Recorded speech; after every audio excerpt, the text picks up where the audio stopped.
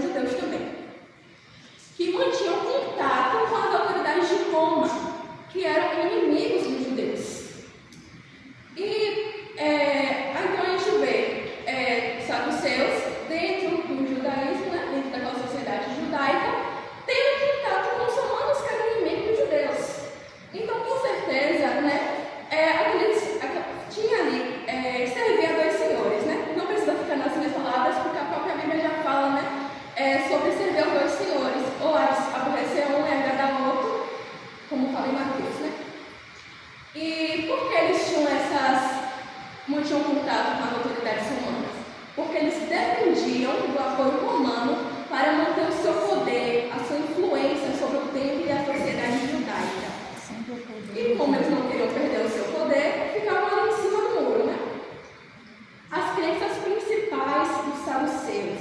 É algo que me chama muita atenção quando eu fui estudar, né? Os saduceus, eles negavam a existência de anjos. Está lá em Atos 23, 8. Vou separar aqui. Atos 23, 8. Que vai falar assim: os saduceus dizem que não há ressurreição, nem anjos, nem espíritos, mas os fariseus admitem todas essas coisas. Então, eles negavam a existência de anjos, negavam a ressurreição dos mortos, não criam na imortalidade da alma, não havia pós-morte para eles. E, aqui é outra coisa, né? Eles acreditavam em um Sheol sem ressurreição. O que era um Sheol? Sheol, para os judeus, era um lugar de escuridão, silêncio e onde as almas aguardavam o julgamento de Deus. Então, para os saduceus, eles acreditavam no Sheol, mas não acreditavam na ressurreição. Não tem ainda uma certeza de como para eles era aquele Sheol, como funcionava aquele Sheol para eles. Eles se opunham à ideia da lei oral, que os fariseus defendiam. O que era a lei oral? Um exemplo. A gente vê aqui a lei oral era que eles queriam, né, que as pessoas lessem a Bíblia com a Torá na mão, lessem a Torá. Então, como é que funcionava? A gente está aqui pregando, vai falar assim, vai falar lá em Salmos 23, por exemplo.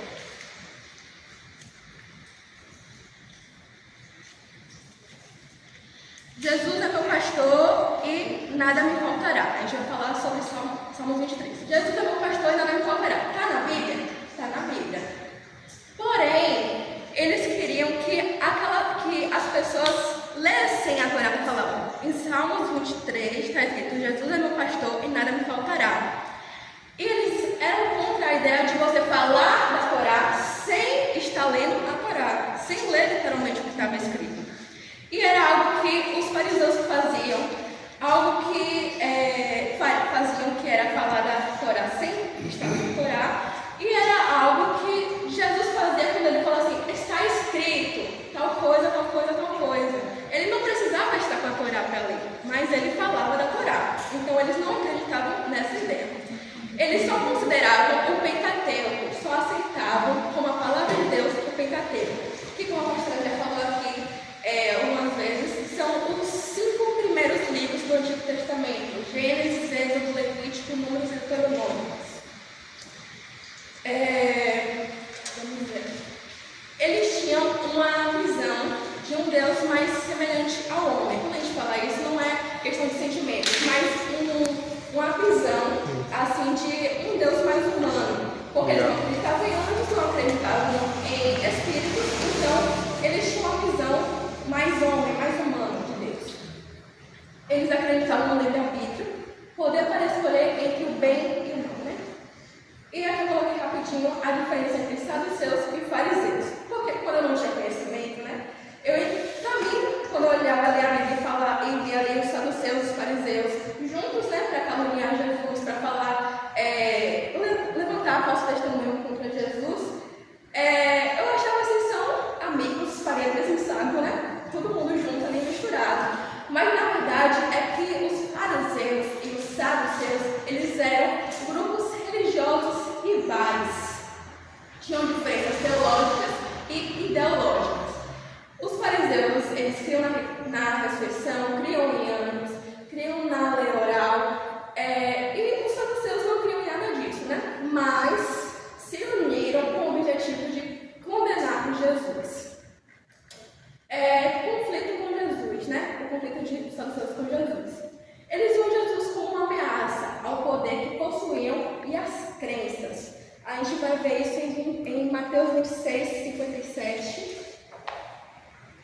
Mateus 26, 57. Vai falar assim: os que prenderam Jesus o levaram a Caifás, o sumo sacerdote, saduceu, em cuja casa se haviam reunido os mestres da lei e os líderes religiosos. E Pedro o seguiu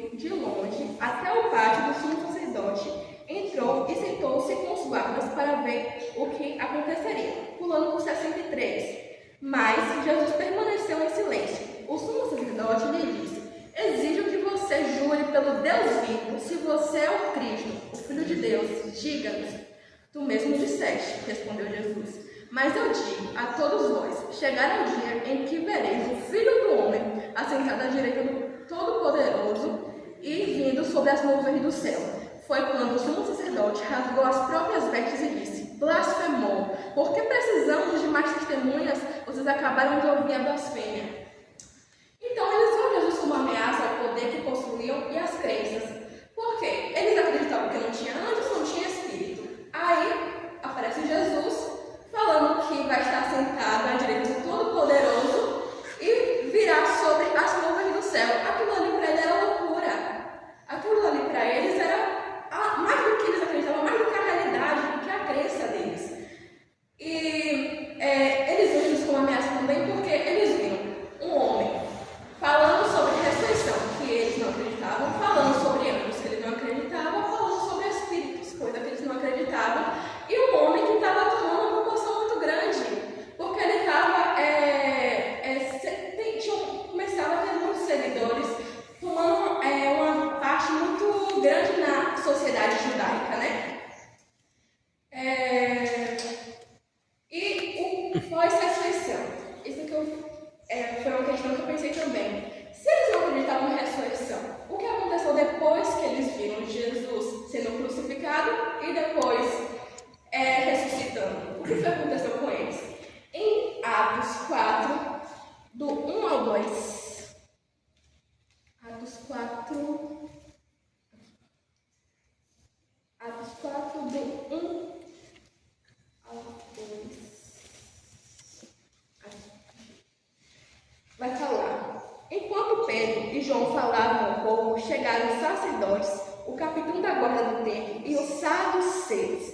Eles estavam muito perturbados, porque os apóstolos estavam ensinando o povo e proclamando em Jesus a ressurreição dos mortos. Agarraram Pedro e João e, como já estava anoitecendo, os colocaram na prisão até o dia seguinte. Então, Atos 4, do 1 ao 2, mostra os saduceus perseguindo os apóstolos, pois pregavam a ressurreição de Cristo. E aqui, depois da destruição do templo, em 70 depois de Cristo, o grupo desapareceu, pois a sua base era o templo de Jerusalém. Trazendo isso para os dias de hoje, os saduceus eles representavam uma religião sem vida espiritual, se importavam apenas com o poder e os privilégios que tinham.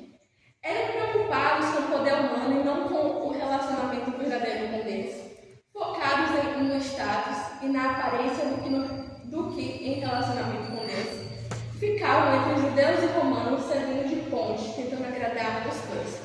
Infelizmente, no mundo de hoje, existe muitos saduceus, porque a gente vê pessoas, vemos igrejas que estão se preocupando tanto com o físico e estão morrendo espiritualmente. 15 minutos, tem mais 5. Já estou acabando aqui. A gente vê tantas pessoas, tantas igrejas, né, ligando para o estético, para trazer pessoas do mundo se preocupam tanto em algo estético, atrás da cachoeira, ar-condicionado, tantas coisas assim, e se preocupam no principal, que é Jesus, que é o relacionamento com Deus. E aqui eu termino meu tempo. Amém.